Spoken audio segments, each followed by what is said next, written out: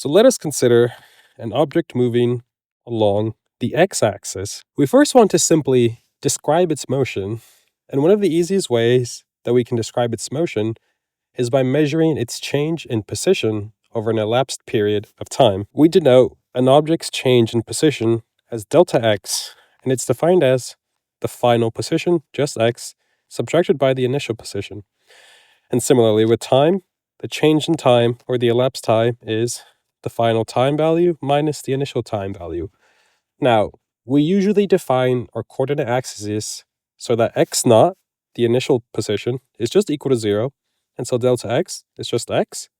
We defined t naught, the initial time, as t naught equals 0, so that delta t is essentially just t. And then when we divide delta x by delta t, we define this quantity as the average acceleration in the x direction. And here's where our pro-level insight number 1 comes in. Average velocity depends on displacement, not distance. If you look closely at this definition up here, you'll see that delta x is actually just a displacement, not a distance traveled. And this distinction is where the true value of the average velocity lies. So let's take two objects. Object 1 is a turtle that moves in a straight line from x0 to x1 in the time interval delta t. Object 2 is a McLaren that takes a winding path between the same 2 points, and because it is much faster, although it covers a much greater distance, it actually gets to the final position, x1, in the same amount of time, delta t. And although the McLaren traveled a greater distance, both objects have the same exact average velocity because their displacement, the net change in their position, is identical over the exact same time period. They both started at x0 and they both ended at x1. And we can use what we just learned to talk about our next pro-level insight. Average speed is not the same as the average velocity. Let's say that our turtle friend decided to walk 50 meters eastward to a lake. He wanted to grab some water. And it took him 5 seconds to walk in that direction. And when he was done, he decided to walk back home 50 meters to the west, and it took him another 5 seconds to accomplish that. He's a really fast turtle. Now, since the turtle ended, it started at the exact same point, delta x is actually 0, and because this displacement is 0, the average velocity is also equal to 0. The average speed, however, I'm going to denote that as S average, is equal to the distance divided by the elapsed time. Therefore, he walked a total of 100 meters in 10 seconds total, giving him a speed of 10 meters per second. So you can see that although the average velocity was 0, he still had an average speed of 10 meters per second because of that difference between distance and displacement. Now, let's really dial our knowledge of average velocity in by taking a look at a graph of position versus time. As you know, we defined average velocity to be delta x divided by delta t. Now, I'm going to assert that this length here, this gap, is delta x. Now let me prove it to you. So we know that this vertical length here is simply equal to this point. So this whole point is the final position. And we know that this gap here is equal to its initial position, x0. Therefore, this gap in between here is equal to the final minus the initial position, which is simply delta x. And similarly, this gap here in between the two time ranges is delta t. Now, I want you to think of the average velocity as simply being the rise over the run, which means that it's actually going to be this slope connecting the 2 points at x final and x naught, and you're actually going to come across 3 types of slopes. Upward slopes, in which the average velocity is positive, downward slopes in which the average velocity is negative, and flat horizontal slopes in which the average velocity is 0. And now we're ready to discuss our pro-level insight number 3. If you're anything like me, you took a look at the triangle we formed in our graph earlier, and you thought to yourself, well, why can't I just use the Pythagorean theorem to find the slope of this line and therefore find the average velocity? And the thing is that the magnitude of that triangle is actually not the same as the slope. A line with a magnitude of 5 meters, for example, can have many different slopes. And that's because a slope actually has more to do with the angle of rotation against the horizontal x-axis than it does with magnitude. So keep that in mind. The slope is not the same thing as the magnitude. A slope is a rise over a run. So now that we've gone through the definition of average velocity, let's quickly work on an example problem to solidify our understanding. Let's take 5 cars. We're going to draw them out as follows. We have car A, car B, C, D, and E. Let's say that car A traveled 50 kilometers east. Car B traveled 50 kilometers due west. Car C travels 60 kilometers east and then returns and travels 10 kilometers west. Car D travels 70 kilometers east, and car E travels 20 kilometers west and then 20 kilometers east. Our first step is to rank the trips in order of greatest average velocity to the most negative average velocity. And let's say that each car traveled for an hour each. So it took car A an hour to complete 50 kilometers, and it took car D an hour to complete 70 kilometers. For all of these trips, they have the same delta t. Therefore, since average velocity is simply equal to delta x over delta t, the only thing we need to be worried about is delta x. And because of this, we can say that car D is first. Since it has the greatest delta x, it has the greatest average velocity. It's going to be followed by A and C. There's a tie here because A and C actually both have the same displacement. And in third place is actually car E with a displacement of 0 and therefore an average velocity of 0. And in last place is car B, which actually has a negative average velocity. This leads us to part B. Which trips, if any, have the same average velocity?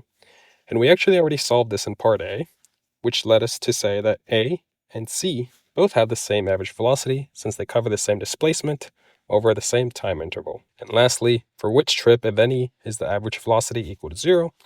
Again, we touched over this earlier. It's going to be trip E. They traveled 20 kilometers west and then 20 kilometers east. Therefore, their displacement is 0 and their average velocity is 0. If you found any of that helpful, I've actually made a completely free study guide that's packed with all of the pro level insights we're going to be covering as we talk about kinematics in one dimension. You can grab that by clicking the link down below, again, completely free. Average velocity tells us what happened over an interval. But what if we want to know the velocity at a specific single moment in time? This is what we call the instantaneous velocity. Graphically, average velocity is the slope between 2 points. And instantaneous velocity is what happens when we bring those 2 points infinitely close together. The slope between 2 points becomes the slope of the curve at a single point. And that's what we like to call the tangent of the curve. This idea matters deeply, and just like average velocity, an upward slope means a positive instantaneous velocity, a downward slope is a negative velocity, and a flat tangent is a 0 velocity. Mathematically, we call the process of bringing these 2 points infinitely close together as taking the limit of change in t as it approaches 0 of delta x divided by delta t, which gives us the derivative dx dt. Now that we're acquainted with instantaneous velocity, let's work on a couple of example problems to solidify our understanding. A cheetah is crouched 20 meters to the east of a vehicle, and at time t equals 0, the cheetah begins to run east toward an antelope that is 50 meters to the east of the vehicle, so it's 30 meters away from the cheetah.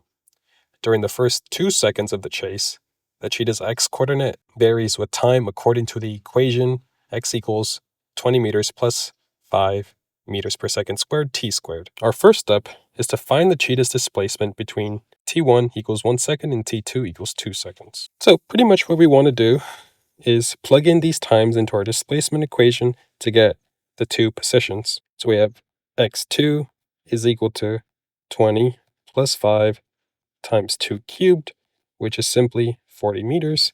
x1 is equal to 20 plus 5 times 1 squared, which is simply 25 meters. Therefore, the displacement is equal to x2 minus x1, which is equal to 40 minus 25 meters, which is simply 15 meters. Our second step is to find the cheetah's average velocity during the same time interval. So if you recall, the average velocity is equal to delta x over delta t, and we actually know both of these, so we know that delta x was 15 meters, and delta t is simply 2 seconds minus 1 second, which is equal to 1 second. Therefore, its average velocity is equal to 15 meters per second. And for part C, we want to find the instantaneous velocity at t equals 1 second by taking delta t is equal to 0.1 second, then 0.01 second, and then 0.001 second. Now, this part's actually a little bit tricky, so I want you to pay close attention to what we're about to do. So we know that t1 is equal to 1 second, and that delta t is equal to 0.1 second. The mistake I see people made, which I also made myself, is thinking that this delta t is equal to t2. It's not. It's actually telling us that delta t is equal to t2 minus t1 is 0.1 second, and we know t1, but we actually don't know t2, and we're going to need to know it in order to move on. So if we know that t2 minus t1 is equal to 0.1 second, and that t1 is equal to 1 second, then we simply solve for t2 by adding 1 second to both sides, and we get that t2 is equal to 1.1 second. Now, if you repeat this process, you actually are going to end up with 3 different t2 values for the 3 different case scenarios of delta t. So let's just quickly organize ourselves. So when delta t is equal to 0.1, t1 is equal to 1, and t2 is equal to 1.1.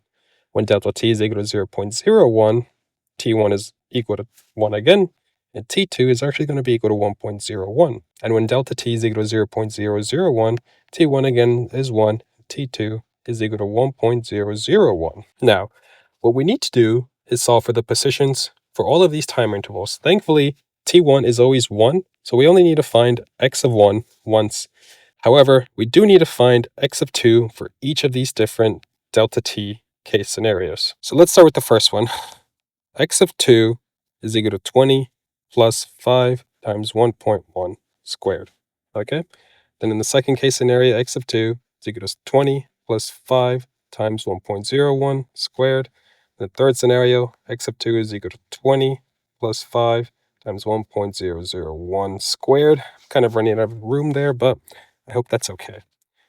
Okay, so now what you need to do is plug these into a calculator, and when you solve for these x of 2's, you should get 26.05, 25.1005, 25.010005.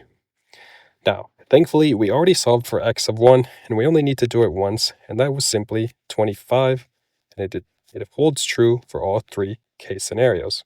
And what we need to do now is find the displacement for each 3 cases, and that is simply x2 minus x1. And you should get the following: 1.05, 0.1005, and 0.010005. Now, from here on out, all we need to do is plug delta x divided by delta t in our average velocity equation, and we solve for the instantaneous velocity at each of these time intervals. And I want you to sort of realize what we're doing. These delta t's, we're just taking the limit as it approaches 0. So what we're doing is we're calculating the instantaneous velocity using algebra instead of simply taking a derivative using calculus. So again, average velocity is equal to delta x over delta t. So in our first scenario, delta x over delta t is simply 1.05 divided by 0.1, which is 10.5 meters per second. And our second scenario is going to be 0.1005 divided by 0.01, which is simply 10.05 meters per second.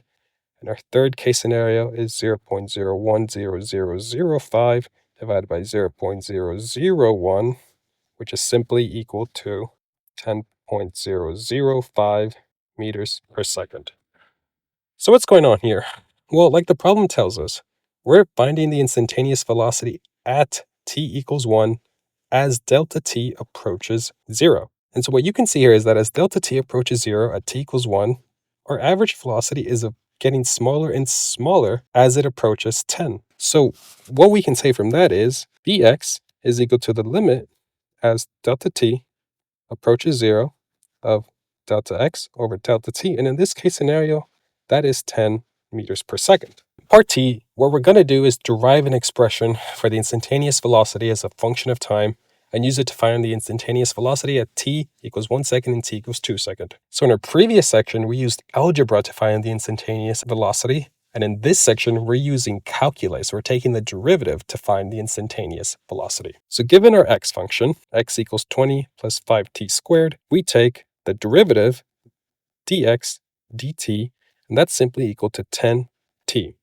Therefore, Vx of 1 is simply equal to 10. Vx of 2 is simply equal to 10 times 2, which is 20 meters per second. And I want you to compare what we just did. We took all of that time in part C, manually calculating the instantaneous velocity, and in part D, we crunched that time down to about 1 minute worth of work. Now let's move on to a second example. The following figure is a position versus time graph of the motion of a particle. In part A, we're going to rank the values of the particle's x velocity at points P, Q, R, S from most positive to the most negative. So if you remember, positive instantaneous velocity have an upward slope, negatives have a downward slope, zero velocities have a flat horizontal slope. And using that information, we can gather that, of course, the slope at P is the most upward and therefore the most positive. So it ranks number 1. The slope at Q and S are actually both flat, so they're neither positive nor negative, and they're going to rank together at number 2, while the point at R is downward, so it's negative and it ranks last. For part P, we simply want to answer the question, when is the instantaneous velocity positive? Well, that's going to be at the point in which we have an upward slope, which is only at point P. And for part C, we want to answer the question, when is the instantaneous velocity negative? That's when the slope is downward, and again, that is only a point R. For part D, we want to find when the instantaneous velocity is equal to 0, and that is at points Q and S. And part E is actually a fun one. We want to rank the particle's speed at the points P, Q, R, and S from the fastest to the slowest. Now remember, speed is a magnitude. It doesn't care about whether it's positive or negative, so we're only focused on the steepness of slopes here. So let's dive into this. At point P, the slope looks to be about that. And at point R, the slope looks to be about that. While at point Q and S, the slope is, well, non-existent. So we can see that point R has the steepest slope and therefore the fastest speed. And it's going to be followed by P. And then lastly, it's going to be a tie with Q and S having 0 speed.